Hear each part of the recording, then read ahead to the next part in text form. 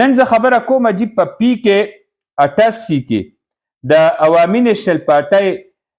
امیدوار جمشید خان ینګ هم دی ایجوکیټډ هم دی او انرجیټک هم دی. نو زه ګورم په دې نوخار کې چونکې عوامي نیشنل پارټۍ کې یو طرف ته تنظیمي مسایل دي او بل طرف ته دا ینګ او ایجوکیټډ انرجیټک امیدوار هغه ډیر تیزی سره او سرګرمۍ سره او حرکت او برکت سره په دې نوخار کې ګرځي او رابطه مهم د هغې باندې اثر نه دی پرېوتی، باوجود د دې چې عوامي نیشنل پارټۍ چونکې تنظیمي پارټي ده،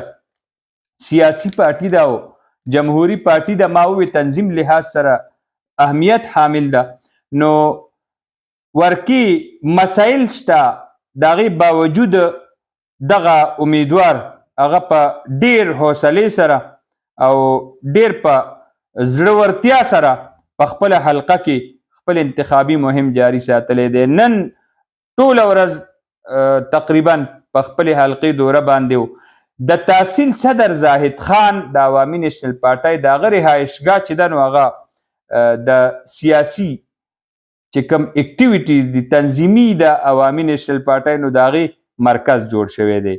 د ایمل خان پی میرعالم خان د هغه او د جمشید خان مینځ کې نن د زاهد خان په رهایشګاه مانګړ کې د دې ترمنځ ملاقات شوی دی او تنظیمي حوالې سره ډېر ګپ شپ لګېدلی دی، خبرې اترې شوي دي، د حلقې حوالې سره په دې خبرې شوي دي، کوم انتخابي مهم دی د هغې حوالې سره مشوره شوې ده. بل طرف ته باچا خان مرکز طرف نه د نورعالم خان او زاهد خان د دې په قیادت کې وفد ملاقات کړی دی ضمیر خان ایډوکیټ سره چې 1300 ورځو نه مونږ د هغې په باره کې هم تاسو له خبره درکو او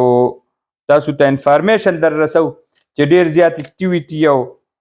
ملاقاتونه په نوخار کې او خاص کر پورې نوخار کې شروع دي.